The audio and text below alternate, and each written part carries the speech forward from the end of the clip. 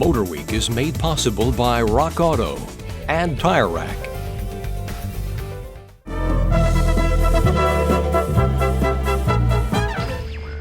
First thing on the agenda, though, is a car that revenuers could be seeing a lot of, as well as a few country club types. It's the Continental Mark VII. Now, sales of all Lincoln luxury cars are up some 30% over a year ago, and to keep that dealer momentum going strong, Ford's 1984 plan of attack will be spearheaded by this car.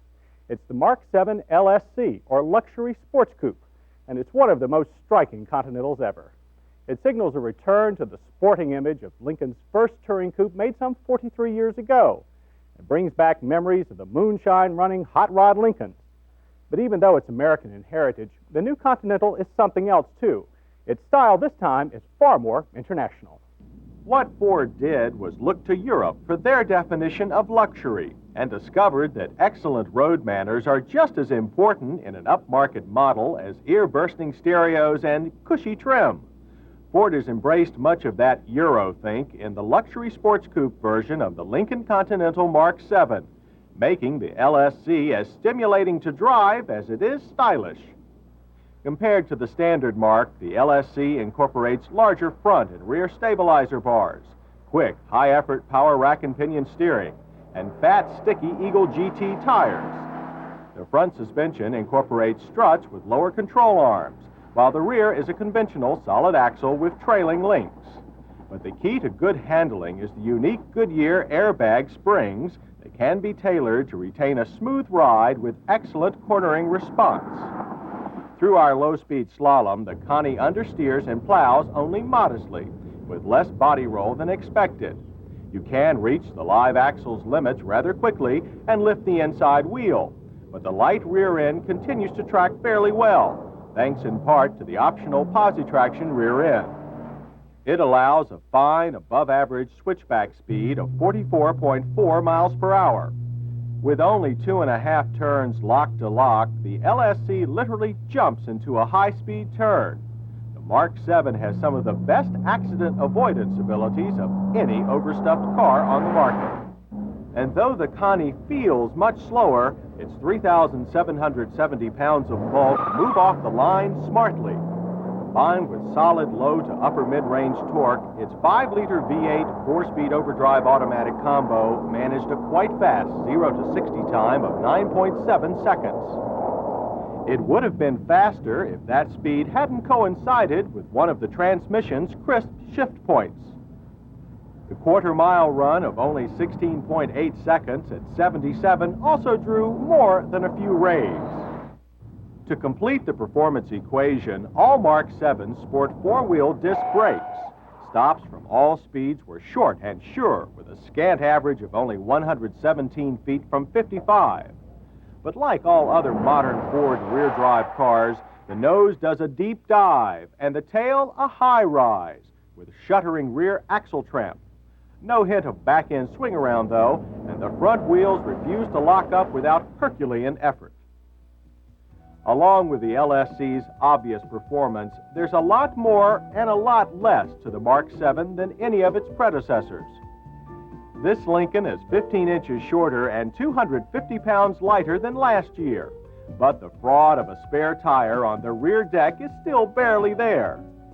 Built on a stretched version of the Thunderbird chassis, the Mark VII shares similar rounded styling, with a few more creases in the curves for added panache.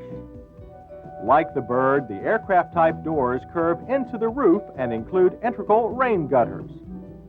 Combined with the first U.S. use of these now legal flush-mounted headlights, it all helps this Connie cut the wind with a low coefficient of drag of only 0.38.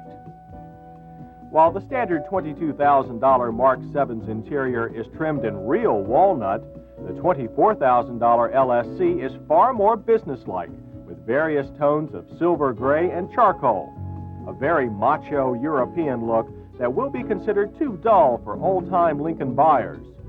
Seats are covered in a fine perforated leather with cushy but firm side bolsters and great lower back support. Lincoln borrowed this trick design for the electric seat controls from Mercedes. You push the miniature cushions in the desired directions, and the real ones follow. While the driver-canted dash appears understated, the electronic instrumentation is almost too much so. Only fuel, speed, and odometer are available. But even this Lincoln has a few excesses. Overhead, you can order this mini console that includes outside temperature and a compass. It even signals an ice warning when road surfaces approach freezing. Far more clever is the dual bin center console. The upper bin is for audio cassettes. The lower one is a glove box. There's even a pull-out cup holder for further commuting stimulus. And there's one Ford idea finally put to rest. The Mark VII's horn is off the stalk and back on the wheel where it belongs. Most of the interior cavities of the LSC are generous, but buyers might be instantly put off by the amount of trunk space taken up by the optional full-size spare. The engine compartment looks nearly as filled, but most normal service items are fairly accessible. Plus, changing the small halogen bulb in Ford's new headlight system is a snap. You simply pull it out of the separate lens housing. Behind these Goodyear tires, you find the blimp's newest baby, the electronically controlled air suspension system. Inflated rubber bags replace normal steel springs. They not only provide the LSC with its excellent ride and handling qualities, but they adjust for loads to keep the chassis level to the road. And once on the road, everything's nice and quiet, with only 66 decibels of noise at 55. Nice fuel economy, too. For a Lincoln, EPA ratings of 17 city and 27 highway are very good, as was our 100-mile test loop of 23. Like the entire car, right on target. The Lincoln Continental Mark VII Luxury Sports Coupe is a welcome change in direction for high-bracket U.S. cars. You can come close to the Mark with its half-price Thunderbird and Cougar cousins, but you won't win the cigar. Maybe it's not really for moonshiners anymore, or for the typical Lincoln buyer. But for those who can afford it, this spirited homebrew is a high-proof mixture of competence with comfort. Now, as for that new headlight design we mentioned, it's a good example of what you might call the car industry's trickle-down theory. You see, car makers like to introduce new technology and features on their top-of-the-line models first. Then they let the technology gradually trickle down to the more affordable cars. Right now, the Mark VII has the first major change in U.S. headlight technology since the late 1930s. This is how we're used to lighting up the road, with flat, round, or rectangular headlights. But the Mark VII has a new flush-mounted unit that conforms to the slope and shape of the front end. These new headlights will become commonplace in the years ahead, the result of a long effort by the automakers to get the government to give them more freedom in headlight design. We asked John Mapleback of Ford's engineering staff to give us more details. These headlamps provide us with aerodynamic advantages that we simply cannot get with today's seal beam headlamps, which are controlled by a government standard. The shape of the headlamps are dictated in this standard, and we're required to place them in the front end of the car, virtually with cavities to accept the vertical faces of the headlamps.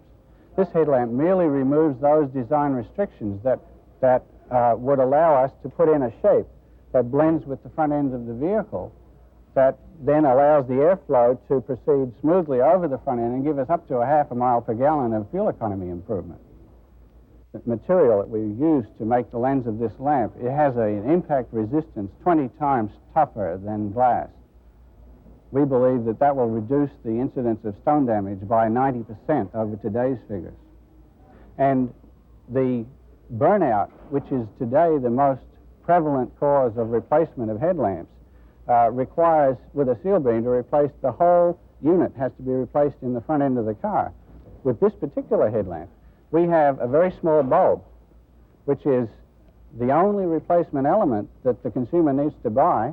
He could store one in his glove box if he wanted one, and he could certainly buy one of these at a discount store or a service station or a dealership at prices that we estimate will be as low as $5 and maybe less in a couple of years.